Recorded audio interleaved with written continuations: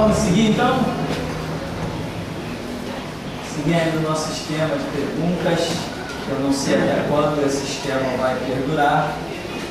Eu sei que tem sido muito bom. Muitas pessoas têm sido esclarecidas. O irmão agora contou uma experiência. Qual é o nome dele? Cadê ele?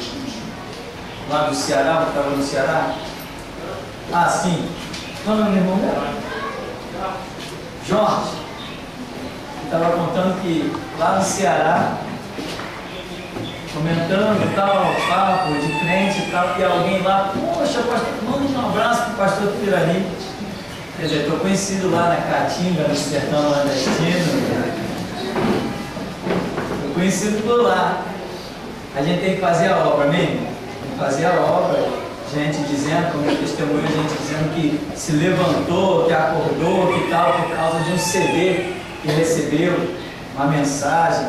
Eu sei que muita gente mandou CD para o Nordeste, né? Muita gente aqui mandou CD para o Nordeste e eu mandei também. Pessoas telefonaram, porque viram o site, telefonaram lá do Nordeste. Eu anotei o endereço e mandamos, sem querer saber de preço, de custo, mandamos. Pela internet nós temos orientado muitas pessoas, mandam e-mail, pessoas mandam, a gente pede endereço, quando vê que a pessoa tem fome, tem sede, a gente pega o endereço e está mandando, não quero saber para onde está indo, não quero saber para onde custa. Já teve meses aí que nós gastávamos de correio R$40. Aí você imagina, poxa, pastor, R$40? Pouquinho nada. Imagina, R$40 de correspondência. Quanta mensagem, isso para um lugar, não é o que a gente manda, eu estou falando de um lugar, né? Um lugarzinho. Quantas mensagens a gente não consegue mandar por R$40? Cada caixinha com 5 CD, porque para esses lugares assim, a técnica do MP3 ela ainda está muito escassa, muito pouco conhecida.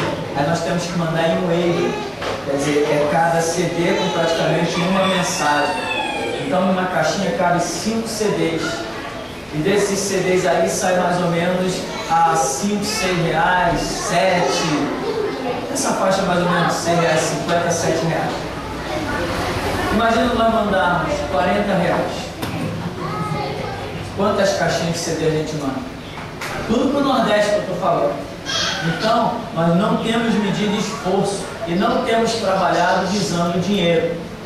Isso não nos interessa. Nós nunca usamos o dinheiro como obstáculo para a realização da obra. Nós não pensamos em retorno financeiro, porque é assim que Jesus nos tem ensinado. Eu não penso em retorno financeiro. A igreja não é para mim uma fonte de renda.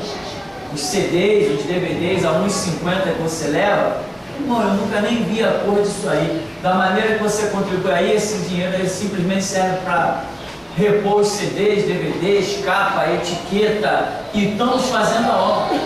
Quantas vezes eu venho com caixas carregando lá do centro da cidade na cabeça até aqui e estamos trabalhando.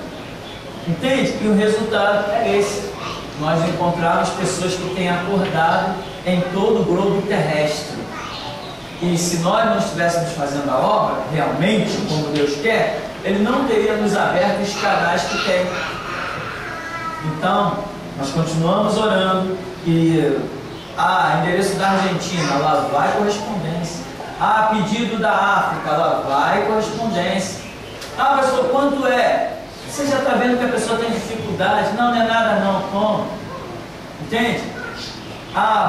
Pessoas pedindo lá da Espanha, estão mandando. A nossa pergunta é sempre uma: conhece MP3?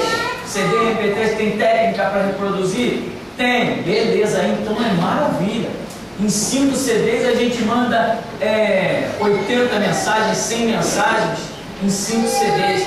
Aí a pessoa tem condição de estudar lá, manda o seminário todinho com CDs da história soviética, a última trombeta.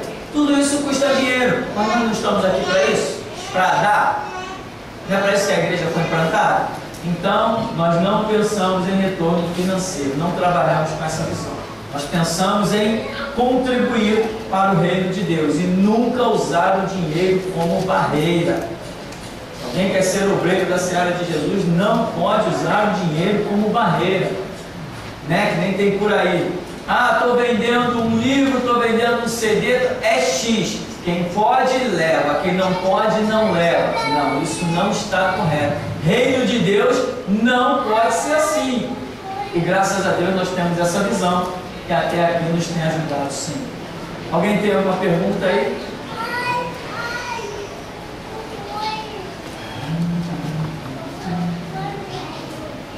Estudando um pouco essa questão da lei, vemos nos 10 mandamentos especial, né, especificamente não matarás, em Deuteronômio 17, que fala sobre o castigo da idolatria, como penalidade de execução de apedrejamento. Você pode comentar sobre isso? Sim. O que acontece? A lei que procede de Deus diz não isso, não aquilo outro. Então, eu não posso matar. O que é eu matar? Usar essa questão matar, né? Eu matar. Sou eu julgar, eu reunir provas, vamos assim dizer, mais ou menos que nem acontece no sistema jurídico, né? Eu analisar, enfim, eu faço tudo e eu concluo, mata esse cara, que nem acontece em Cuba, que nem acontece na Coreia do Norte, que nem acontece na União Soviética, que nem acontece na China. Irmãos, eu vou dizer uma coisa, já que eu toquei em China. O descaramento e a falta de vergonha e dignidade dos presidentes, dos administradores das nações é muito grande. Se os governos tivessem o mínimo de dignidade, ninguém faria negócios com a China. Se tivesse o mínimo de dignidade, nem todas as nações boicotariam a China, que a China é um horror, é um lixo administrativo, uma ditadura, uma opressão fora do comum. O simples fato de um governo ter negócio com a China mostra a falta de caráter e dignidade desse governo. E ainda tem outros detalhes, né? A China é a que mais tem a exploração de um trabalho escravo. Mas os governos das outras nações veem lucro, porque aquilo que poderia comprar dos Estados Unidos a $100, compra da China por 10. Porque a China tem um trabalho escravo, então pode colocar o produto no mercado a preço baixíssimo. E as outras nações não têm descaramento, os líderes das nações veem tudo isso, sabem de tudo isso muito mais que a gente, mas não são capazes de boicotar a China, porque eles devem ver lucro de alguma maneira. Então, voltando aqui, quando a Escritura diz não matarás, Deus está dizendo que eu não posso matar. Está definido. Mas quando Deus diz assim, se alguém fizer isso, isso, isso e aquilo outro, será apedrejado, a história é bem diferente. Não sou eu, a lei não é minha, a soberania não é minha, a força não é minha. É Deus que está dizendo. Um exemplo é, se alguém, sei lá, vou usar um exemplo. Se alguém invadir o quintal do seu vizinho, que seja morto. Ah, se essa lei procede de Deus, quem é que está matando? É Deus, a lei não é minha. Agora, se ele diz apedreja e eu não apedrejo, é outra história também diferente. Se Deus disser mata e eu não matar, lembra de Saul? Às vezes nós queremos ser servos nas boas coisas. Ah, prego meu amor no mundo todo. Opa, Jesus é comigo mesmo pregar o amor. Agora vai pregar a restauração. Não, esse negócio não é para mim. Eu ficar falando dos outros? Não, esse negócio não é para mim, não. Está entendendo? Então, a lei não é minha. Portanto, se alguém está sendo morto segundo a lei de Deus, não sou eu que estou matando. Agora, se Deus diz, alguém foi pego, uma mulher foi pega em adultério, essa mulher será levada até a porta da congregação, a tenda da congregação. Os anciãos vão examiná-la, vão ver as testemunhas, vão ver isso, vão ver aquilo. Se os anciãos concluíram, está lá a prova de que a mulher foi pega em adultério e etc, etc, então elas serão levadas em praça pública e o primeiro a atacar uma pedra vai ser o próprio ancião. Depois todo o povo a apedrejará. A lei é de Deus.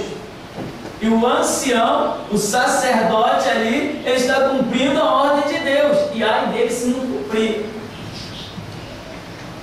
Saul vai lá e extermina os amalequitas. Eu estou irado contra eles. E Deus tinha motivo, né? Extermina-os. Aí Saul, não, eu poupei o boi, eu poupei a vaca, as ovelhas, e eu poupei o rei. Então morre você. Ou será que Deus é palhaço? Será que algum de nós vai querer entrar na mente de Deus e questioná-lo? Não.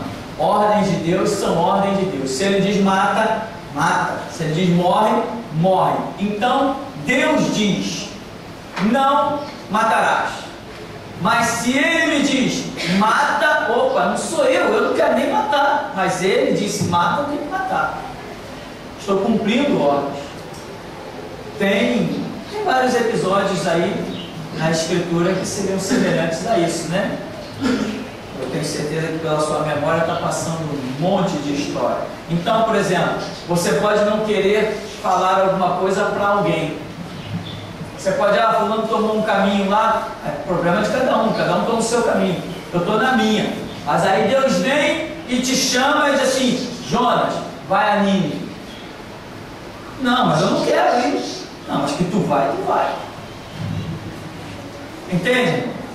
Então, quando nós nos colocamos como servos, tem que ser para servir a quê? Os anciãos de Israel, os sacerdotes, talvez não quisessem matar ninguém, talvez não quisessem apedrejar ninguém, mas eles não tinham autoridade para livrar das pedradas quem a lei está dizendo que tem que morrer a pedrada. Mas Jesus, que tem autoridade, tirou. Senhor, foi pega no próprio ato adulterando. A lei diz que ela tem que morrer. Se a graça não estivesse ali sendo implantada, Jesus teria que simplesmente dizer assim, a lei diz, está dito, fui eu mesmo que dei a lei, mata. Mas ele diz, ele mexe, ele salva a mulher e diz, não, aquele que não tiver pecado, atire a primeira pedra. Ora, mas todos os outros que sempre mataram e atiraram pedras tinham pecado também? Ou não tinham?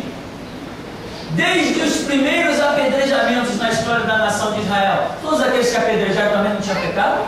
A Bíblia diz que todos pecaram, destituídos estão da glória de Deus, o salário do pecado é a morte. Era diferente a situação ali? Não, mas só que Jesus tinha autoridade suficiente para mudar até a própria lei dele. E é o que ele está fazendo, ele está mudando a lei do tempo da lei, instituindo o tempo da graça. E aquela mulher está ali no ponto central. Sem contar que é uma mulher, símbolo de quê? De Israel e da igreja. Então, Jesus está falando assim, praticamente essa mulher está morta. Israel está morto, mas eu vou ressuscitar a igreja. Amém?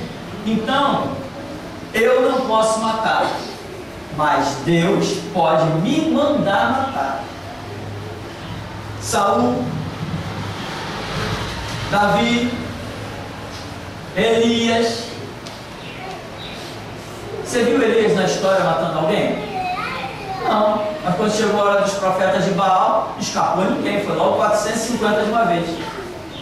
Então, nós somos restritos, nós apenas obedecemos ordem. Por exemplo, quando Deus diz assim, não farás para ti imagem de escultura alguma, não adorarás, etc, etc, não farás semelhança do que há em cima no céu, embaixo na terra, não farás imagem de escultura e ponto final. Está lá nos 10 mandamentos. Aí depois Deus vira para Moisés e diz assim, Moisés, constrói uma arca, põe uma tampa em cima da tampa põe o quê? 2 querubins com as asas, um virado para cá e o outro virado para lá. Ué, mas Senhor, tu não disseste não farás imagem de escultura? disse: você não pode fazer, mas eu dou ordem para quem quiser. Eu quero que faça, aqui na arca eu quero que faça. Mas não estou mandando ninguém adorar aqui. Eu estou mandando fazer, e quem adorar isso aqui vai estar errado. Seria um símbolo, né? Um símbolo da presença de Deus. Então, a soberania de Deus é assim. Eu não posso fazer imagem nenhuma. Está escrito: não farás imagem do que há no céu, do que há na terra, embaixo da terra, não farás. Mas Deus pode dar ordem para fazer. Aí é diferente. Como nós fomos criticados. Não teve até um lobo que escreveu na internet, deve estar se arrependendo até o último fio do cabelo, como, tá? As patas de ouro? Quem leu as patas de ouro? Várias pessoas.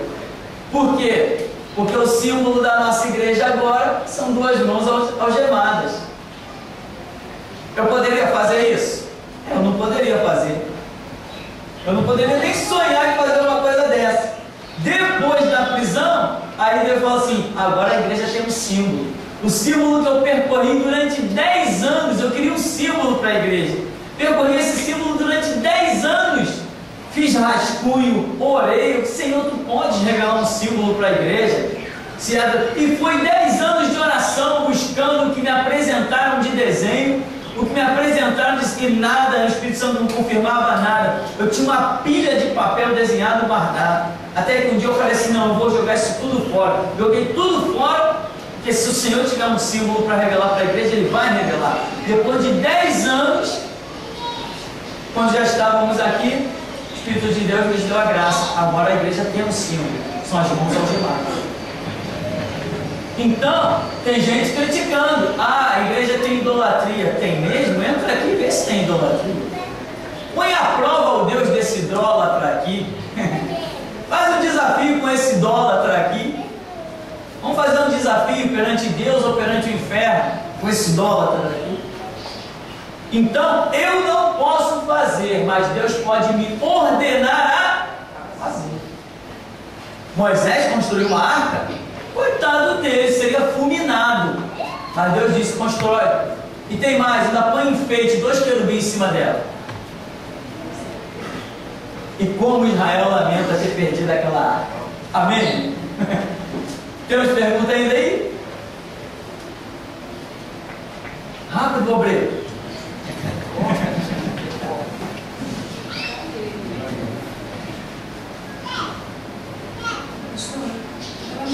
Sobre Atos 3, no discurso de Pedro, e está escrito aqui a partir do verso 19: arrependei-vos e convertei-vos, para que sejam cancelados os vossos pecados, a fim de que a presença do Senhor venha tempos de refrigério, e que envie Ele o Cristo, que já foi designado, Jesus, ao qual é necessário que o céu receba, até o tempo da restauração de todas as coisas, de que falou Deus por boca dos seus santos profetas, desde a antiguidade. Eu gostaria de saber, pelo meu entendimento, aqui estaria falando da restauração de Israel. Eu gostaria de saber se estaria certo esse meu entendimento. Não é difícil. Um texto assim é que há muita análise, né? Podemos especificar tão diretamente, porque tem muita coisa a ser vista antes e depois.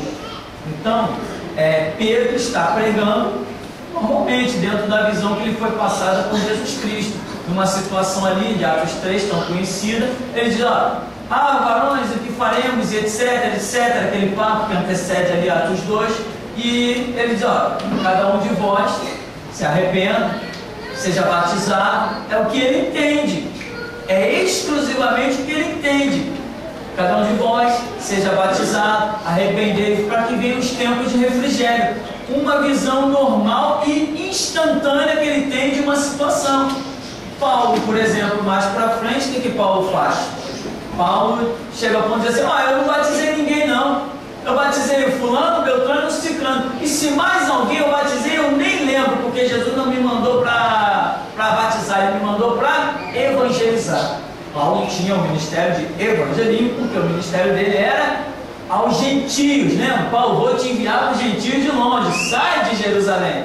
Esse era o ministério de Paulo. Gentios, então era evangelismo e não restauração, como é o caso de Pedro. São dois ministérios extremamente diferentes, para povos totalmente diferentes. Os judeus já tinham uma essência, então seriam restaurados. Os gentios não tinham nenhuma essência, então seriam evangelizados. Isso é claro na Escritura, mas muita gente não compreende. Por quê? Falta leitura, falta oração. A revelação não cai do céu, ela cai dos teus joelhos e das tuas lágrimas. Então, Pedro simplesmente diz assim: olha, é isso aí, vocês têm que se arrepender e vocês vão ser batizados. Mas Paulo, por exemplo, não dá a mínima nem para o batismo. Eu batizei 3 aí, esse outro batizei, eu nem sei, nem me lembro, porque Jesus não me mandou batizar. Aí você imagina, hoje as igrejas estão loucas querendo batizar, batizar, batizar, e o grande apóstolo Paulo diz: Jesus não me mandou batizar, me mandou evangelizar. E hoje tem pastor abestalhado e chega ao ponto de dizer que quem não foi batizado nas águas não é salvo. Então o trabalho de Paulo é inútil, porque ele só quer saber de evangelizar e seguir o caminho dele. Então é preciso analisar, ter calma, né? Já viu gente que vai evangelizar nos hospitais? Suou, né? Aí, irmão, você aceita Jesus? Aceita Jesus, você tem que aceitar Jesus. Falta pouco sacar a espada, tu tem que aceitar Jesus. Puxa revólver, metralhadora, qualquer coisa. Tá bom, eu aceito. Aceita aqui Jesus. Uma combinação de nome, J-E-S-U-S, é isso que é Jesus? Não, Jesus não é isso. Jesus não é o nome, meu irmão. Jesus são conceitos, princípios. E o infeliz chega ali e diz: você tem que aceitar Jesus. O cara, quem é Jesus? Jesus é conceito, Jesus são princípios. Aí tá, para se livrar daquele chato, daquele crente de meia tigela chato, incomodando, às vezes tomando até o espaço de uma visita de um parente, para se livrar do cara: tá bom, eu aceito. Ah tá, então agora você tem que ser batizado. Aí vai lá no bebedouro, pega um copo d'água, faz qualquer coisa. Então, meu irmão, são conceitos errados por falta de estudo, falta de entendimento. Então ali em Atos 3, eu creio que Pedro está colocando aquilo que se passa na cabeça dele, aquilo que ele entende, aquilo que ele acha ser a verdade momentânea. Não vemos nenhum problema.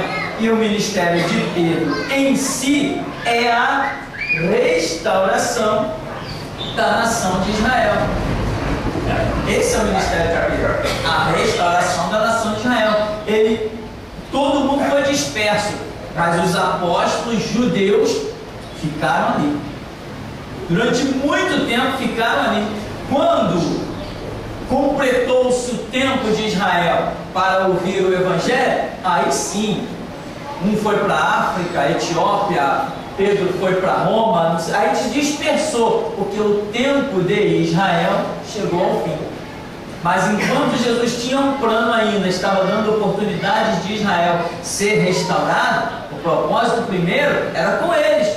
Aí colocou lá Pedro de tal maneira que a sombra do homem está fazendo horrores. Pedro está lá ressuscitando mortos em cada esquina e anunciando Jesus. E todo mundo vendo isso: não tem ouro, não tem prata, o que tem eu te dou, levanta. Aí ia lá, ressuscitava um, curava o outro e fazendo sinais, prodígios e maravilhas. Mas os judeus insistem em permanecer dormindo. Esse tempo chegou ao fim. Quando o tempo dos judeus chegou ao fim, aí os apóstolos partiram para os gentios.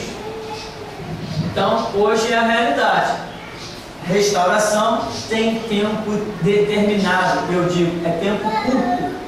O tempo da restauração é um tempo curto, mas uma coisa é certa: assim como Pedro ficou conhecido em toda a nação de Israel, não teve um, até hoje, não tem um em Israel que não saiba quem foi um tal do apóstolo Pedro. Assim também não haverá ninguém que se chame igreja que não saiba o que é voz da restauração. Mas tem pouco tempo. Mais perguntas? Não? Pastor, uma pergunta da Jenny, lá da Bahia. Há pouco tempo vim morar aqui em Salvador. Logo que cheguei aqui, um grupo de senhoras me parou na rua e me disse que sou filha da mãe menininha do Cantuário. O que seria isso? Isso é um satanismo, uma macumba brava. Aí a Bahia é cheia disso, né? Menininha do canto A, do canto B, do canto C. Teve muita gente aqui, artistas brasileiros e outras personalidades também, que se consultam, né? Viajavam para a Bahia para fazer consulta com a famosa menininha do canto A. E aí eles iam lá para pedir fama, sucesso, riqueza. E ganhavam fama, sucesso, riqueza, câncer, problemas e outras coisas mais. Porque o diabo não dá nada para ninguém de graça. Então, menininha do canto A, na verdade, a menininha do canto A era o nome de uma mulher, simplesmente. Uma mulher. Que o diabo passou a dar esse nome para ela.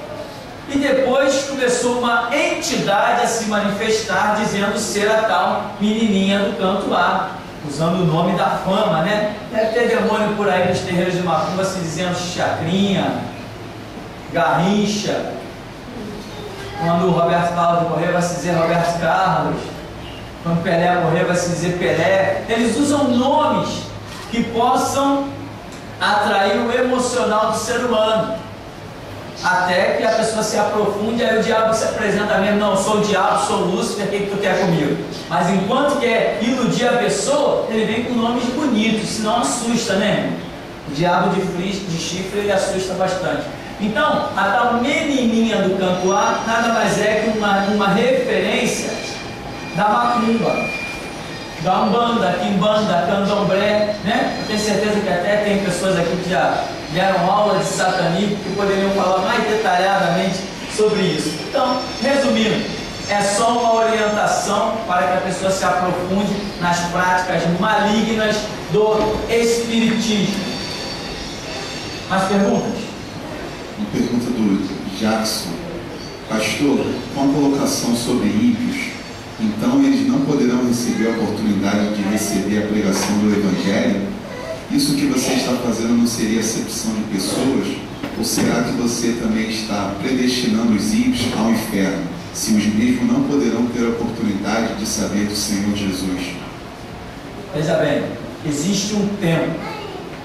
O que Paulo diz quando ele está pregando? Ele insiste ali um pouco em pregar para judeus. Ali você vê ali em Atos dos Apóstolos, o apóstolo Paulo, ele está querendo pregar. Você sabe que a sede de Paulo em pregar para os judeus o destruiu, como em Atos 22, nós vemos isso claramente. Jesus, ele mesmo testemunha Paulo dizendo que Jesus manda ele sair de Jerusalém, mas ele acha que ele tem um testemunho, que ele apedrejou Estevão, que ele, enfim, que a nação vai ouvi-lo, e Jesus diz assim: Paulo, eles não vão te ouvir. Eu te enviarei para os gentios de longe, porque eles aqui não receberão o teu testemunho. Mas a grande sede de Paulo de pregar para os judeus, por ser conterrâneo ali deles, né? Por fazer parte dos mesmos princípios, muitas vezes, ter sido instruído aos pés de um mestre da lei chamado Gamaliel. Paulo, ele acha que, como ele entendeu, que os judeus também entenderiam. Porque ele tem argumento suficiente para explicar para os judeus quem é Jesus Cristo. Paulo é um exímio conhecedor da lei. Ele poderia citar as profecias e mostrar elas estão se cumprindo em Cristo. Está vendo isso aqui que Jesus fez? É o que estava predito lá. Está vendo aquilo que Jesus curou? É o que estava predito lá. Então Paulo se vê com essa facilidade, esse entendimento. O que ele faz? Eu vou pregar, eu vou acordar essa nação. Ele acredita que o conhecimento dele seria suficiente para despertar os judeus.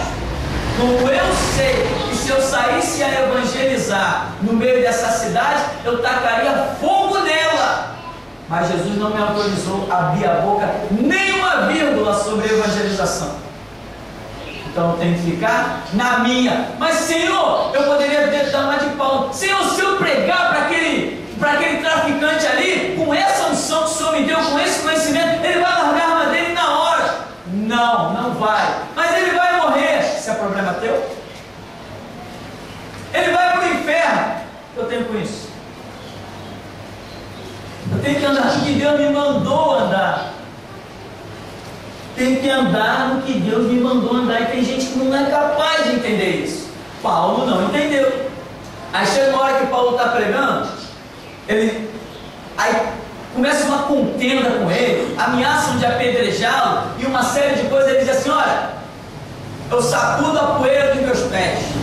Aí Paulo, pelo que entendemos, ó, desde agora eu passo para os gentios. Aí vai embora. Vocês lembram disso? Que Paulo sacode a poeira dos pés e diz: desde agora eu parto para os gentios. E os judeus? E aquela turma toda? Vão para o inferno? Se forem, é problema de Paulo? Não. É problema meu? Não. Então veja bem, o meu ministério é pregar para cristão que está caído. Eu sou o prenúncio do grito da meia-noite. Eu sou o despertamento das igrejas, segundo a parábola das 10 virgens. Eu sou esse. Esse é o meu ministério, é o meu chamado, que ninguém tem coragem para começar a obra que eu comecei. Hoje, quem vier na Voz da Restauração tem que vir depois de mim, tem que se espelhar em mim, tem que ficar grudado no meu ministério pela internet, senão não vai adiante, vai morrer no meio do caminho. Eu sou esse. Então, o meu ministério é pregar para cristão, mas o mundo ímpio vai para o inferno. Que vá, não é problema meu, eu vou andar na minha missão. Tem nada a ver com quem vai para o inferno. Não é problema meu quem vai para o inferno. Não fui eu que criei o inferno, não fui eu que criei regra. Eu não sou Senhor, eu não sou absoluto. A autoridade que eu tenho não é minha, é daquele que me enviou, e ele só me dá autoridade se eu trilhar as pegadas dele. Então não tem papo. Ah, o cara vai para o inferno, o que eu tenho com isso? Fui eu que criei ele? Não. Fui eu que criei o inferno? Não. Então não é problema meu se ele vai para o inferno. Agora é problema meu sim. Se Jesus disse assim: vai lá, bate na porta daquele cara e entrega uma palavra para ele. Opa, agora é problema meu. Mas enquanto Jesus não me disser para levar uma palavra para alguém, um folheto, um CD, não é problema meu, não tenho nada com isso. Se vai para o inferno vai ser mais um, já existem milhões lá e não é culpa minha. Não me sinto nem um pouco culpado, durmo tranquilamente com a minha cabeça no travesseiro, porque os milhões que estão no inferno, eu não sou culpado do sangue de ninguém. A minha parte eu tenho feito. Qual é a minha parte? O que Jesus me manda fazer. Se Jesus me manda sair daqui e pregar lá em Londres, eu vou lá pregar em Londres. Não me interessa se o meu vizinho está indo para o inferno. Eu vou naquilo que Jesus me mandou. Vou lá em Londres pregar. E o meu vizinho que está aqui do meu lado vai morrer, vai para o inferno. É problema dele. É ele com Deus, não tem nada a ver com isso. Eu tenho que andar na minha missão. Então hoje, restauração é pregar para a igreja que está caída, para que nem tudo se perca. Tem mais, o ímpio hoje, para que ele assimile a voz da restauração e faça parte do arrebatamento, ele tem que correr desesperadamente. Para ele conseguir ter uma essência suficiente para ser arrebatado, ele tem que correr desesperadamente até adquirir uma gama de conhecimento suficiente que o faça ser galardoado com o arrebatamento. Já os cristãos que estão caídos já possuem muito dessa essência, e o arrebatamento está às portas. Então Jesus tem um projeto com os cristãos caídos para trabalhar com eles e eles serem arrebatados, e o final da era da igreja cumprir o seu propósito, na expressão que diz: fechou-se a porta. E o ímpio, se não correr muito, ele não consegue atingir o nível da restauração suficiente para ser arrebatado. O propósito da restauração, o propósito deste ministério é acordar cristãos para que neste século 21 sejam arrebatados. Aí pergunta um camarada desse que faz algumas perguntas, se na igreja que ele congrega, o pastor fala de arrebatamento. Se o pastor dele tem coragem de dizer que Jesus Cristo vem no século 21. Eu estou dizendo isso. Então não pode comparar o ministério aqui com nenhum outro. Não posso ser comparado com mais ninguém. Eu estou dizendo que Jesus Cristo vem no século 21. Ninguém diz isso.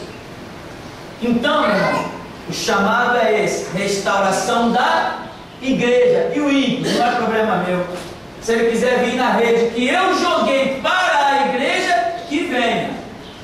Mas que eu vou jogar rede para o ímpio, não vou não. Ah, mas não vou mesmo. A minha rede é para pescar tubarão. Ah, mas veio uma tainha. Seja bem-vinda, mas eu joguei a rede para o tubarão. Amém, irmão? Esta é a visão da restauração. Ah, pastor, mas na rede não veio só tubarão. Veio tainha, veio sardinha, veio robalo, veio peixe-galo, veio peixe-espada. Sejam todos bem-vindos. Mas eu joguei a rede para o tubarão. Isso é restauração. Amém? Uma pergunta do Darcy de Niterói. Gostaria de saber se a parábola do joio e do trigo também está valendo para a restauração. A parábola do joio e do trigo engloba todos aqueles chamados por Deus. Porque diz assim, o joio e o trigo. Aí diz que o campo ali onde foi plantado é igual ao... O próprio Senhor Jesus dá a interpretação ali na própria parábola, dizendo que o campo ali é o mundo. Então, está falando de joio, os servos bons, ou servos maus, e trigo, os servos bons, os aprovados e os reprovados. Mas quando alguém diz assim, Senhor, quer que separemos? Não, isto não é missão vossa. Os ceifeiros, que são os anjos, é que farão esta obra. Ou seja, eu não tenho condições de tirar de dentro da igreja nem quem Jesus me mostre. Há lá uma ovelha negra, há lá um pilantra, há lá um aproveitador. Eu não posso chegar e dizer, irmão, se retire, a menos que ele me diga, vai lá e diga para ele se retire. Mas fora isso, vai conviver até o último instante, joio e trigo, para que na época da ceifa, creio eu, no arrebatamento, haja a diferença feita pelos anjos, não por homens.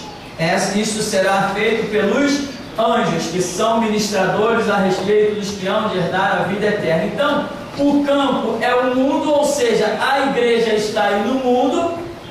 Nós somos um tipo de igreja com uma missão especial, que é a restauração, que dentro de pouco tempo, com a unção que será derramada sobre nós, será algo tão inigualável que espiritualmente não seremos sequer considerados igreja. Por isso somos chamados de um grito da meia-noite, com uma função de acordar as próprias igrejas adormecidas. Deus faz separação do que somos para o que a igreja é. Então está aí no mundo joio e trigo. De um modo geral, nós podemos acreditar que sim, que a parábola é válida para todos os dias da era da igreja. Enquanto a igreja estiver sobre a terra, esta parábola tem o seu valor, porque em todo tempo, em qualquer congregação, as portas estão abertas e nós vamos ter gentes dignas ao reino de Deus e gentes indignas. Ora, já não temos exemplo em nosso meio? Quanta gente já saiu daqui e depois de 5, 6 anos do ministério, até, um exemplo, até o ontem eu sou homem de Deus. De repente alguma coisa desagrada a pessoa, no dia seguinte eu já virei servo do diabo. Em 6 anos eu fui homem de Deus. De repente, de uma noite para outra, de um dia para o outro, eu já virei servo do diabo. Assim, tão rápido. Não deu nem tempo para eu escorregar e cair. Então, o joio e o trigo, as coisas estão aí diante de todos nós todo dia. Ou será que eu ousaria pensar que todos nós aqui vamos herdar o reino de Deus? Desculpe, irmão, mas eu teria que ser muito inocente para acreditar que todos nós que estamos aqui dentro vamos herdar o reino de Deus. Não é a realidade. Mas, pastor, quem vai herdar e quem não vai herdar? Eu não tenho a mínima ideia. Eu sei que eu estou lutando para que eu herde o reino de Deus. Mas não vou cair. Se a Bíblia diz que é o joio e o trigo, quem sou eu para dizer que todo mundo aqui é joio ou que todo mundo aqui é trigo?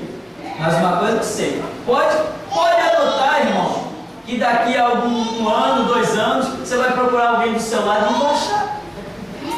Não é essa a história que nós temos vivido? Quando nós fundamos o ministério aqui há 11 anos atrás, quem está aqui desde a fundação do ministério? Uma pessoa? Uma pessoa. A irmã levantou a mão, mas a irmã deu uma saída, né? Rodopiou a assembleia e depois voltou. Então não foi constante. Uma pessoa, em 11 anos de ministério. Ou seja, quando daqui a mais 11 anos atrás vai ser assim, quem daqui de 11 anos atrás? Novamente. E cadê essas pessoas? Estão firmes com Jesus? Estão servindo a Deus? Fora da voz da restauração? Só se o diabo fosse Deus. Servir a Jesus fora da voz da restauração? Só se o diabo fosse Deus. Entendeu? A minha convicção na visão ministerial do caminho é tanta, que eu falo coisas desse tipo. Saiu da visão, não estou dizendo saiu da igreja, estou dizendo saiu da visão da restauração e diz que está servindo a Deus, só se Satanás já virou Deus. A pergunta de um ex-católico: pastor, me tira uma dúvida. Eu sou novo convertido e há pouco tempo me libertei da igreja romana. Eu gostaria de saber se o pastor sabe de que origem vem a imagem chamada São Jorge. Esse personagem é bíblico? São Jorge, segundo contam alguns historiadores, ele era um guerreiro cristão, um soldado romano que era um cristão. E depois de perseguido, contam várias histórias, né? Ou talvez eu esteja confuso diante de tantas histórias, que alguém ia matar um cristão e ele disse, então tem que matar a mim também, porque eu também sou cristão. Teve a história do São Sebastião, São Jorge, e um monte de outras histórias semelhantes, de soldados cristãos, romanos, que acabaram sendo mortos nessas situações. E o que a Igreja Católica fez? Pegou a imagem deles, a história deles e transformou nessas bandaleiras aí, dessas idolatrias, desses horrores. Então, a origem está nessas histórias. Se essa não é exatamente a específica, a história do São Jorge, né? Pelo menos, com certeza, é uma história bem semelhante. Todos esses santos guerreiros, São Sebastião, São Jorge, tem até as histórias dele, tem um instituto chamado ICP, Instituto de Pesquisa Cristã, e eles têm todas essas histórias bem documentadas lá, de uma série de coisas dos tempos que lá se vão. Então, a história é basicamente a mesma, né? E os símbolos dos guerreiros da Igreja Católica que morreram pela fé, na verdade, não morreram pela fé católica. Foi um furto espiritual que a Igreja Católica realizou, né? Eles morreram sim, mas pela fé cristã, pelo Evangelho puro de Jesus Cristo, e não por esse bando de hipocrisia chamada católica. Amém?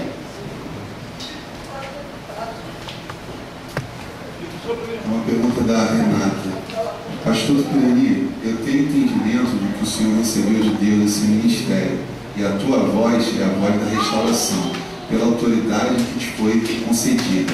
Porém, tenho encontrado pessoas que manifestam questionamento e rebeldia, dizendo, por que só ele? Peço, por favor, que esclareça. Sim. Quantos Moisés existiu na história? Um. Quantos Josué existiu na história? Quantos Jeremias? Quantos Neemias? Quantos Amós? Quantos João Batista? Quantos Paulo? Quantos Pedro? Sou eu, só tenho um Tupirani, sou eu. Agora, quantas pessoas, se quisessem guiar o povo na verdade, poderiam? Só Moisés? Não tinha um monte de ancião que poderia falar a mesma verdade. Quando Josué não tinha um monte de gente que poderia guiar o povo na verdade, na justiça. No tempo de Paulo não tinha, no tempo de Pedro, no tempo de Tiago, no tempo de João. Sempre existiram muitos homens de Deus. Agora tem que entender o seguinte: Deus nunca chama dois líderes. E a voz da restauração tem uma liderança. Por misericórdia de Deus sou eu. Quem não se alimentar do meu ministério nunca saberá o que é restauração. Que nem os loucos que ligam para cá, né? Pastor, eu prego igual a você. Nem eu prego igual a mim, ele prega igual a mim, cara.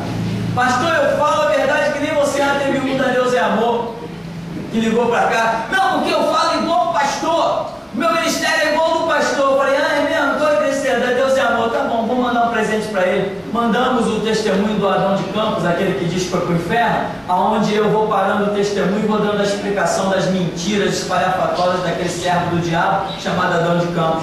Acabou, ele nunca mais telefonou para cá para pedir CD, nunca mais disse que prega como eu. Como é que uma pessoa pode dizer que prega como eu e ser membro de um templo de Satanás chamado Deus é Amor? Que sentido tem uma coisa dessa? Então tem que se alimentar, tem que comer. Deus abriu essa porta gloriosa chamada internet. Nós estamos lá, o link do seminário, como é que é? Seminário1.com. Já criamos um link para o seminário, basta você acessar agora Seminário1 é numeral, né? Seminário1.com. Você tem acesso a todo o conteúdo da Voz da Restauração para que você seja ricamente alimentado. Você estudou aquilo ali, orou, buscou, aprendeu, lá está o seminário, escrito, o áudio, as mensagens, uma série de materiais. Se você se alimentou daquilo, aí sim você pode ser mais um restaurador, mas não ouse querer ser igual a mim. Não ouse querer ser igual a mim. Igual a mim não tem. Pastor, que ousadia. Pastor, que arrogância. Pois é, igual a mim não tem. E ponto final. Acabou, meu irmão. Para ser igual a mim, primeiro tem que puxar 18 dias de cadeia. Para ser igual a mim, tem que fazer os vídeos no nível que eu faço. Não vai fazer. Para ser igual a mim, tem que fazer as obras que eu faço. Não vai fazer. João Batista começou, todos os outros vieram, mas igual João Batista, quem foi?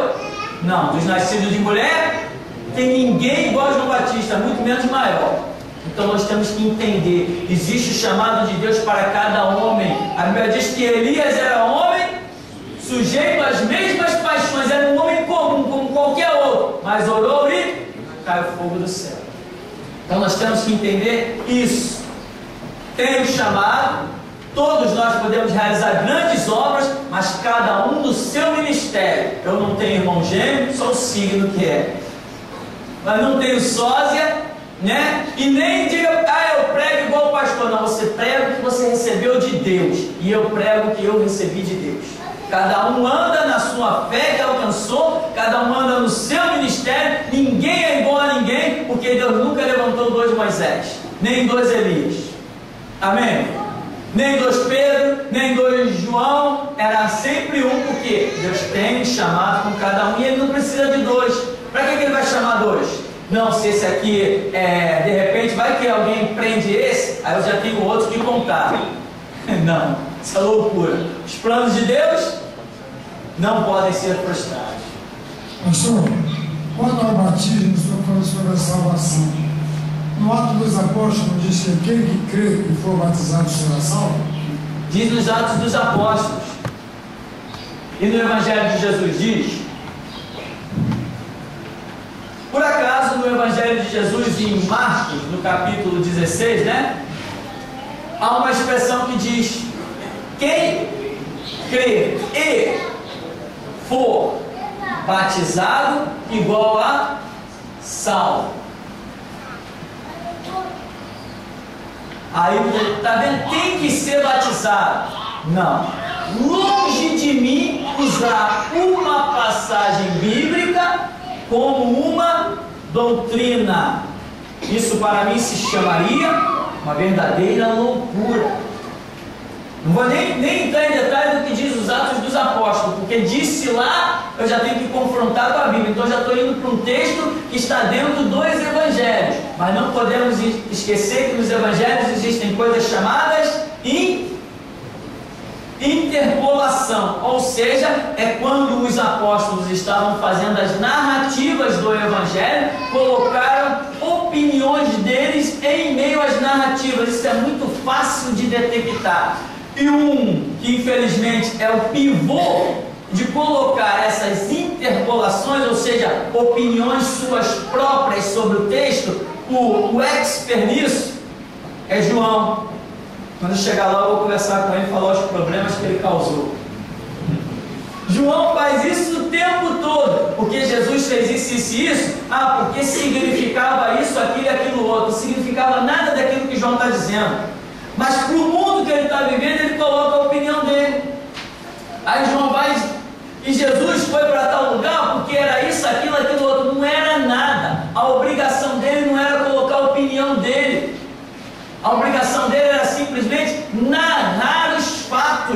a opinião dele não nos interessa. A opinião de João, dos apóstolos, não nos interessa. Interessava que ele fosse somente fiel, como por exemplo Mateus. Mateus é eximiamente fiel. Ele começa a narrar as coisas e vai embora. Olha, isso foi o que disse o profeta tal, e Jesus fez isso porque estava escrito em tal lugar, e Jesus fez isso. Ele não põe a opinião dele, porque ele entende que a opinião dele não presta para nada. A missão dele não é dar opinião, a missão dele é narrar os fatos.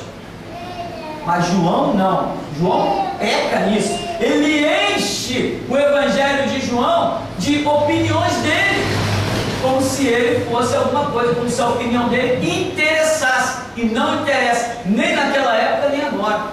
Então, em Marcos capítulo 16, Marcos coloca uma expressão e diz: quem crer e for batizado será salvo. Ora, eu jamais usarei uma expressão da Escritura como doutrina, porque eu tenho, além do livro de Marcos, eu tenho mais 65 livros para confrontar, e uma narrativa, seja ela qual for, de qualquer livro, não pode jamais entrar em choque com os 65 outros livros restantes. Toda a Escritura, uma vez que parte de uma única mente, tem que estar toda em harmonia. A Bíblia não pode se confrontar com a Bíblia. E, biblicamente, batismo nunca foi fonte de salvação. Biblicamente, batismo nunca foi fonte de salvação. Ou eu ousaria pensar que todo mundo que João Batista batizou foi para o céu. Todo mundo que os discípulos de Jesus batizou foi para o céu. Batismo não é fonte de salvação. Andar com Deus, testemunhar. A Bíblia diz: ser fiel até a morte. Então não interessa se eu fui batizado, interessa que eu tenho que ser fiel até a morte. Eles venceram pelo sangue do Cordeiro, pela palavra do testemunho, não amaram as suas vidas até a morte. Cadê o batismo? Batismo é com sangue, batismo é com fogo, não simplesmente com água. O batismo é um símbolo de você, a água é símbolo da palavra. Então, quando você é imerso nas águas, significa que você aceitou a doutrina do Evangelho, e você ressuscita com essa doutrina, você volta com essa doutrina. Agora, se você vai permanecer na doutrina, é outra história. Aquele batismo pode não estar significando absolutamente nada. Voltando ao capítulo 16 aí de Marcos, no versículo 15 diz assim: disseram que foi Jesus que falou. Ele apareceu aos 11 e disse assim: ide por todo o mundo, pregai o evangelho a toda criatura. Quem crer e for batizado será salvo, mas quem não crer será condenado. O senhor me perdoe a insistência, mas eu tenho que aprender. Sim, mas eu estou dizendo, é como se Jesus tivesse falado, mas nos originais não é. Nos originais não é Jesus falando. Nos originais é uma interpolação, ou seja, é uma opinião do escritor. Entendeu? Não foi Jesus que disse isso. Quem crer e for batizado será salvo. Não é uma palavra de Jesus. Igual nós temos ali, mas Mateus 17, 21, se não me falha a memória, mas esta casta de demônio não sai a não ser por oração e jejum. No original, esse versículo 21, ele não existe, ele não faz parte da Bíblia, ele não faz parte da Escritura. Mas alguém, na hora de escrever, né? E aqui no caso eu estou falando Mateus 17, 21, mas não foi Mateus. Mateus, ele me deixa abismado com a humildade dele em escrever as coisas. Isso aqui foi uma nota feita de uma tradução de João Ferreira de Almeida, que alguns dizem que era um padre e tal, que traduziu a primeira Bíblia para o português. Então, aqui nós temos uma interpolação dessa nota de estudo de João Ferreira de Almeida, não de Mateus. Olha onde nós já estamos indo. Veja como é que nós temos que estudar, e muito. São 66 livros. Aí tem gente que diz: não, eu já li a Bíblia. Já li a Bíblia para quê? Para ir para o inferno? Tem preço muito alto a ser pago, irmão. Tem coisa séria aqui para a gente analisar. Então, Mateus coloca, ou melhor, Mateus não coloca, porque no original não tem, mas alguém que veio traduzir a Bíblia para o português acrescenta o bendito versículo 21 de Mateus 17, dizendo: mas esta casta não sai a não ser oração e jejum. Quando nós vamos para a Bíblia, para a Vulgata, que é uma tradução bem amparada pela Igreja Católica, não tem o 21. Na Bíblia dos Testemunhas de Jeová não tem o verso 21. Na tradução lançada agora, no ano de 2009, ano passado, da Sociedade Bíblica do Brasil, não tem o verso 21, é mais esta caixa de demônio não sai no seu coração de jejum. Não tem. Na versão revista e atualizada, lançada em 1969, não tem esse versículo. E quando nós vamos para a tradução linear do grego para o português, no original, não tem mais esta casta de demônio não sai no seu coração de jejum. Não tem. E cá entre nós, quem foi que disse que jejum expulsa demônio? Quem foi o louco que disse isso? Jesus? Não, Jesus não é maluco. Quem foi que disse que estômago vazio deixa alguém mais forte? Desde a criação do homem, desde Gênesis, qual foi o dia que Deus deu ao homem para ficar sem comer? Eu estou dentro de uma biblioteca rodeado por 10, 20, estou fazendo isso para você ter uma ideia, eu vou diminuir. 5, 10, 15, 20, 25, 30, 35, 40, 45, 50, 55, 60, 65, ainda tem mais um, 66. Eu estou dentro de uma biblioteca com 66 livros e alguém não quer saber de estudar. Meu irmão, isso que tem aí em cima, esse centro bíblico, se chama a sua vida espiritual, restauração. Esta obrinha, você está vendo aí? Bateu bonitinho, no preto e no branco, 100 mil reais. Quando eu olhei, eu falei: meu Deus, só o Senhor é Deus. 100 mil reais, para quê? Para ficar aí enchendo de traça, guardando os cupins, para os pernilongos ter onde morar, passar a noite. Deve ser. Amém, meu irmão? Você tem 66 livros diante de você. Se você não pagar o preço, não vai a lugar nenhum. Aí você tem que sacrificar um pouquinho a praia, o windsurf, né? Sacrificar um pouquinho o futebol, sacrificar. Você vai ter que sacrificar alguma coisa para poder ter tempo para isso aí. Pastor, posso levar uns livros para casa? Alguns podem, outros não. Vai ter que vir aí. Pastor, eu posso ver os nomes dos livros aí e comprar e montar a biblioteca na minha casa? Pode, para usar, meu irmão, você pode pegar. Agora não adianta você montar uma biblioteca na tua casa e ficar passeando dentro dela, não. Muita gente é assim, tem a Bíblia e passeia com ela de um lado para o outro, mas não abre para ler. Não adianta de nada. Tem que pagar preço na leitura e na oração. Então, tem textos como esse de Mateus 16, verso 15, como esse, ou melhor, de Marcos 16, verso 15, como esse de Mateus 17, 21. As explicações estão por aí nos muitos livros e até no próprio rodapé da Bíblia. A versão que saiu agora recentemente da Sociedade Bíblica do Brasil, ela diz que ela omite o verso, aí põe um símbolozinho. Quando você olha no rodapé, está explicando por que aquele verso não está mais ali. Então isso depende de quem? De mim, de eu examinar. Depende de eu observar.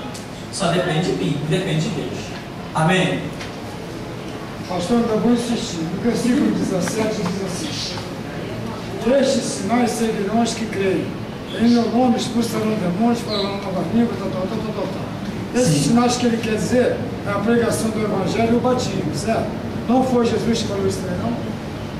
É a pregação do Evangelho em quê? Ele faz referência aqui, anterior. Do batismo? Não falou não, né? Do batismo do Evangelho, a pregação do Evangelho. Não, isso não tem nada a ver com batismo, tá? Porque nós conhecemos na Escritura um homem chamado Apolo, que diz que o homem era bom. Aí alguém diz assim: mas ele foi batizado em quê? Não conhece o batismo de João lá.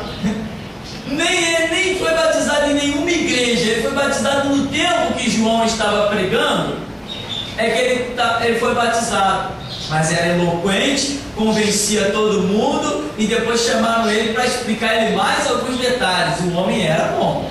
Então, não é a questão do batismo. Mas aí, como o texto que o irmão leu, os sinais. Sim, os sinais descritos aí não são sinais só descritos aí.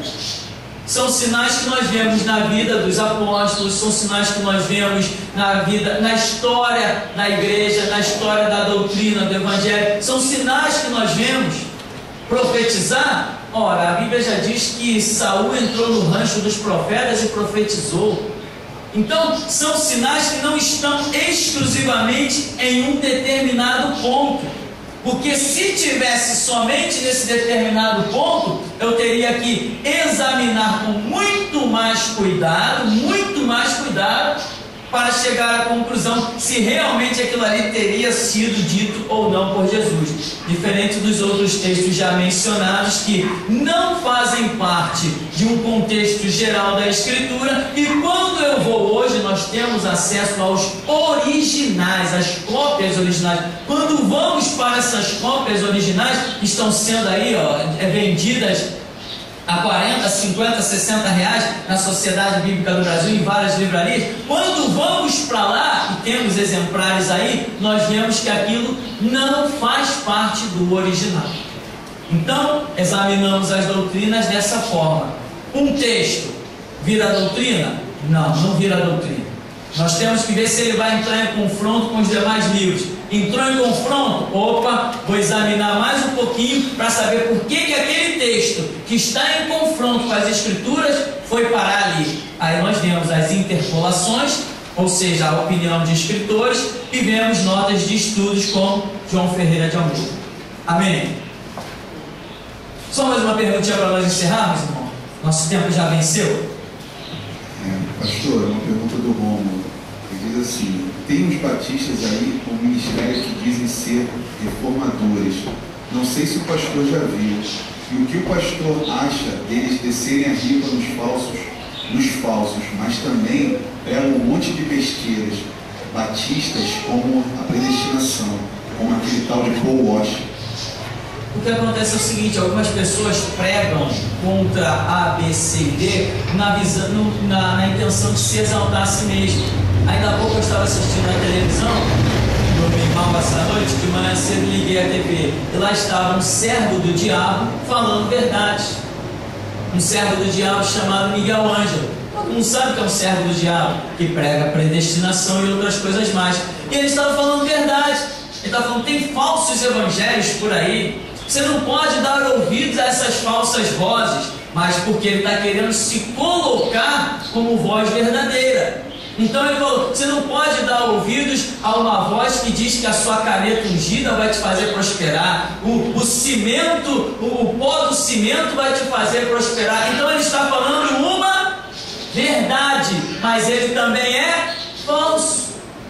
Então nós podemos ter, como ele falou aí, o exemplo de batistas que falam a verdade, mas não vão herdar o reino de Deus por falar essa meia verdade. Eles não vivem na verdade. A verdade que eles defendem é a deles próprias, e nós não podemos defender a nossa própria verdade doutrinária. Nós temos que defender a verdade bíblica. Isso é que interessa.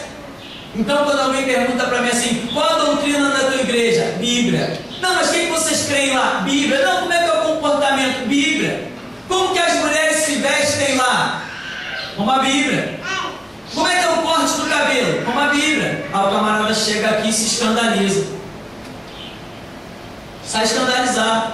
Não, fui lá na igreja, mas não gostei não. Lá as mulheres se vestem muito sedutoras, muito sensual. Isso não é bíblico não. Porque para ele, o que ele pensa de bíblico é o que colocaram na cabeça dele, não o que ele examinou da Escritura. Então, falar uma meia-verdade não significa estar na verdade, né? Satanistas estão falando mal de satanistas. Por exemplo, o Edir Macedo fala mal do Valdemiro, Valdemiro fala mal do Edir Macedo. Então, porque o Valdemiro fala mal do Edir Macedo, então ele é um homem de Deus? Não, só porque o Valdemiro fala mal da Igreja Católica, o Edir Macedo fala mal da Igreja Católica, o R.R. Soares fala mal da Igreja Católica, e então por isso eles viraram homens de Deus? Não, não é isso. Não é porque alguém fala uma meia-verdade ou uma verdade que ele também se tornou agente da verdade. Ele está falando uma verdade simplesmente porque ele quer chamar a atenção para ele. É diferente de você falar a verdade do que porque quer chamar a atenção para a Escritura. Amém? Vamos ficar por aqui então, em nome de Jesus. Vamos agradecer.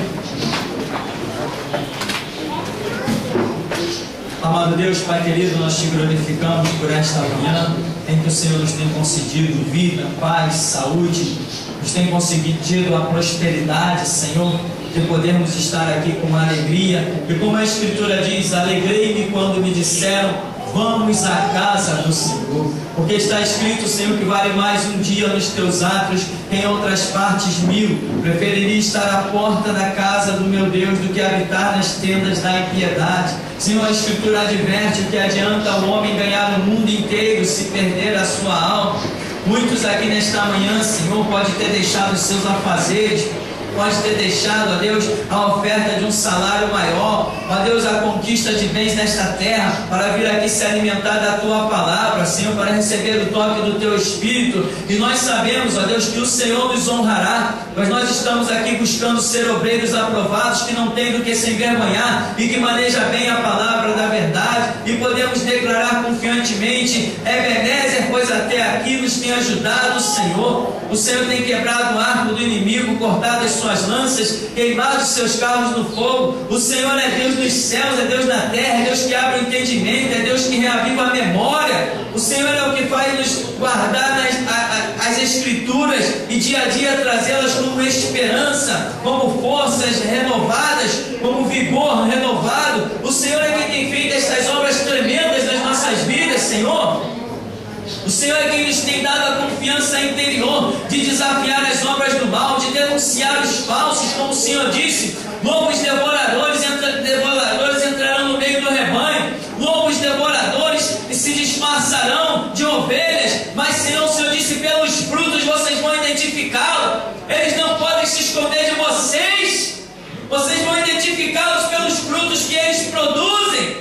Senhor, nós te glorificamos, porque o Senhor nos tem dado graça de discernir as árvores, não pela aparência das árvores, mas pelos frutos que elas produzem, Senhor. E por isso nós podemos ser aquilo que o Senhor deseja. Obrigado pela unção, pela graça, pela autoridade, pelo poder. Obrigado porque nós podemos realmente desafiar as obras das trevas. Obrigado porque o Senhor não nos tem feito envergonhar nem calar diante de ninguém. O Senhor tem sido Deus nas nossas vidas. O Senhor tem sido verdadeiramente o nosso baluarte, o arrimo da nossa fé, o nosso sustentáculo. O Senhor é Deus Todo-Poderoso e nós te rendemos graças, Senhor, porque aqui estamos, não pensando no ouro, não pensando na prata, mas sim na Tua glória e na Tua redenção. Assim nos capacita por onde passarmos, deixarmos o bom perfume de Jesus Cristo, o bom perfume da restauração. Assim, ó Deus, nos despede na Tua graça, na Tua paz,